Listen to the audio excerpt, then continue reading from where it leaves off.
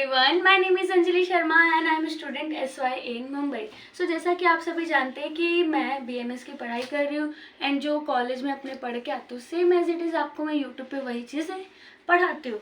तो अभी हम सेकेंड ईयर में क्या पढ़ रहे हैं, अपना ट्रेनिंग एंड डेवलपमेंट HRM। मतलब कि HRM में ट्रेनिंग और डेवलपमेंट क्या क्या इंपॉर्टेंट रोल करते हैं वो देख रहे हैं। तो आज हम देखेंगे हमारा प्रोसेस ऑफ ट्रेनिंग।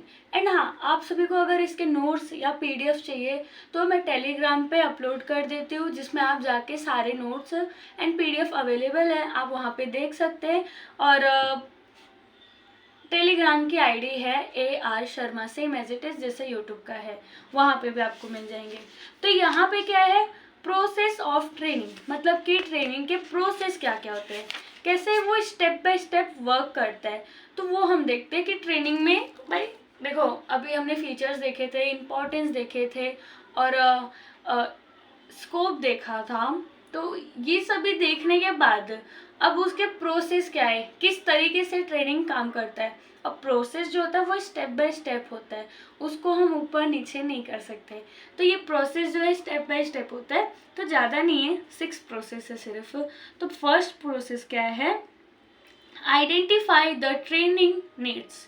ओके, तो यहाँ पे क्या है, आइडेंटिफाई ट्रेनिंग नीड्स मतलब क्या है, training needs a difference between standard performance and actual performance. Okay, देखो क्या है कि ट्रेनिंग जो है ना, उसे पहले आइडेंटिफाई करना है कि ट्रेनिंग होता क्या क्या है, किस तरीके से ट्रेन किया जाता है और ट्रेनिंग क्यों ज़रूरत है, किस पर्सन को देना ज़रूरी है।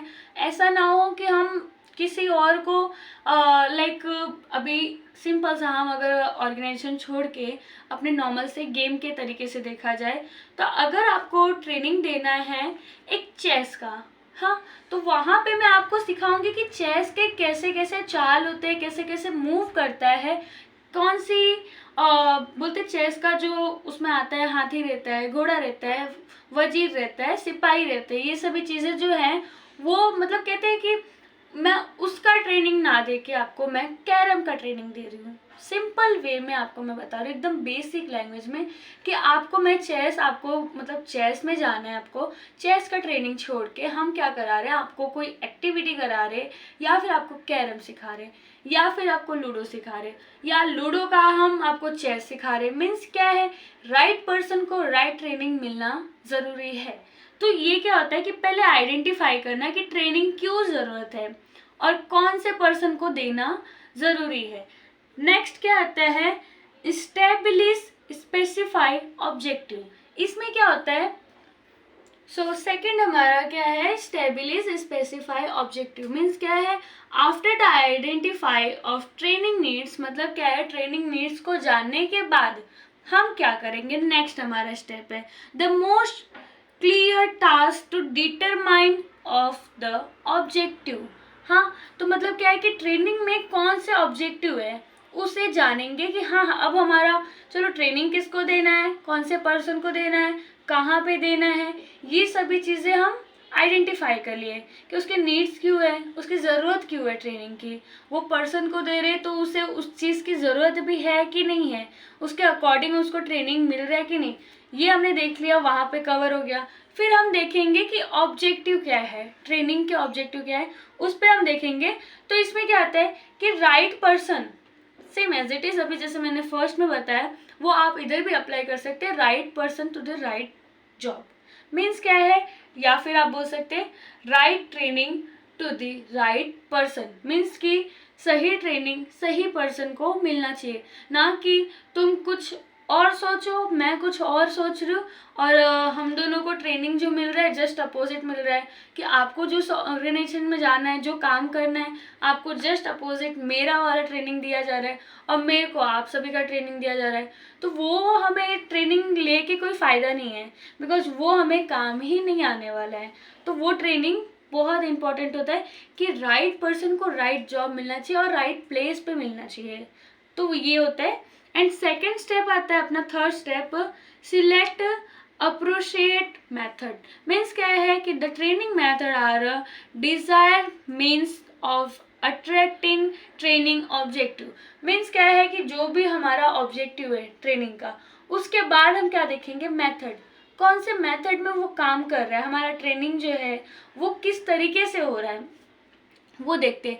After the determine of the training needs and specify the objective and appreciate training method is the identify and select to achieve set objective. Means क्या है कि जो भी हमने डिटरमाइन कर लिया, जो भी हमने फिक्स कर लिया कि हाँ ये ट्रेनिंग में ये ऑब्जेक्टिव हमने फिक्स कर लिया है, ये प्लेस पे ये पर्सन को मिलना चाहिए, उसके बाद हम एक मेथड बनाएंगे, एक रूल्स बनाएंगे कि इस वे में आप ट्रेनिंग दिया जाएगा। फिर उसके बाद क्या आता है, मीन्स फोर्थ पॉइंट हमारा है इम्प्लीमेंट प्रोग्राम। मीन्स क्या है कि जो भी चीज़ें हमने बना लिया, बेसिक्स अगर हम देखें तो क्या होता है कि जो भी हमने बना लिया कि 24 आवर्स में मुझे ये से ये काम करने हैं, एक नोटबुक लिया, उसमें सब कुछ लिख दिया कि हाँ फर्स्ट मैं ये करूँगी, सेकंड ये करूँगा, थर्ड वो, फिर फोर्थ हम क्या करेंगे, जो भी काम कर रहे हैं उसे इम्प्लीमेंट करना ज़रूरी है। मीन्स कि उस जो भी हमने टारगेट बनाया है उस पर काम करना ज़रूरी है। बिकॉज अगर मैंने टारगेट बनाया है कि मैं सुबह 6 बजे उठूँगी, बट मैं 6 बजे उठ ही नहीं पा रही हूँ, तो वो इम्प्लीमेंट नहीं हो पा रहा है, तो हमारा जो सुबह का ही रूटीन है वही फर्स्ट खराब हो गया, तो बाकी पीछे के तो ओब्वियसली पीछे पीछे पीछे होते ही रहेंगे। तो हम जो टारगेट बनाए, जो गोल बनाए कि 24 आवर्स में मुझे ये काम करने हैं, वो मैं नहीं कर पाऊँगी। तो इसका मतलब क्या हुआ कि जो हम ट्रेनिंग बना रहे, जो भी हम ट्रेनिंग के लिए प्लान्स कर रहे, उस गोल को अचीव करने के लिए वो ट्रेनिंग दे रहे, तो उसमें हमें इम्प्लीमेंट करना बहुत ज़रूरी है। तो यहाँ पे क्या होता है, after the selection as per सुपरवेंट method, मतलब कि जो हमने मेथड बनाया, जो भी हम सिलेक्ट किए, उसके बाद सेम वही चीज़ें कि उस पर हमें एक्शन लेना ज़रूरी है, उसे इम्प्लीमेंट करना ज़रूरी है, उस पर वर्क करना ज़रूरी है। एंड सेकेंड लास्ट आता है इवैल्यूएट प्रोग्राम। मतलब कि जो भी हमने A to Z चीज़ें हैं हमारी, हमने फर्स्ट स्टेप दिया कि आइडेंटिफाई करना है क्या प्रॉब्लम है, क्या चीज़ें मिलनी चाहिए, ट्रेनिंग क्यों ज़रूरत है, वो हमने देखा।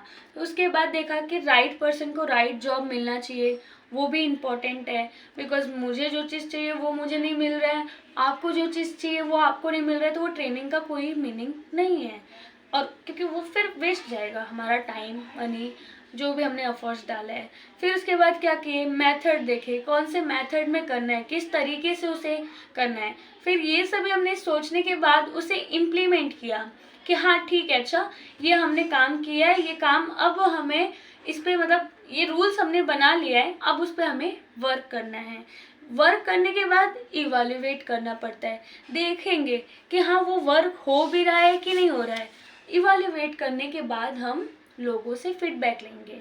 फीडबैक मीन्स हुआ नॉर्मली बेसिक सा, हम एम्प्लॉयज़ से फीडबैक ले सकते हैं टेस्ट के थ्रू, उनसे बातचीत करके, उनसे पूछ के कि आपको कितना सीखने को मिला, आपको जो सिखाया गया वो समझा है कि नहीं।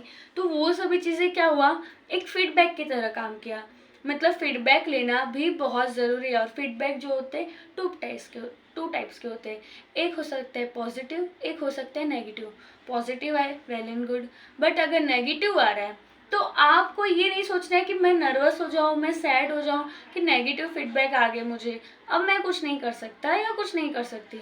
ये ना सोच के हमें ये सोचना है कि चलो ठीक है, कोई तो है हमें बताने वाला कि हाँ आप यहाँ पे गलत कर रहे हैं, तो वो आप सोचेंगे कि हाँ यहाँ पे मैंने ये गलत किया है, ओके मैं अब उस पर फोकस करूँगा कि कैसे मैं उसे सही करूँ और उस गलती को रिपीट ना करूँ। तो मीन्स फीडबैक लेना बहुत इम्पोर्टेंट है। एंड मैं अपना पर्सनली बोलूँ तो मुझे फीडबैक लेना बहुत पसंद है।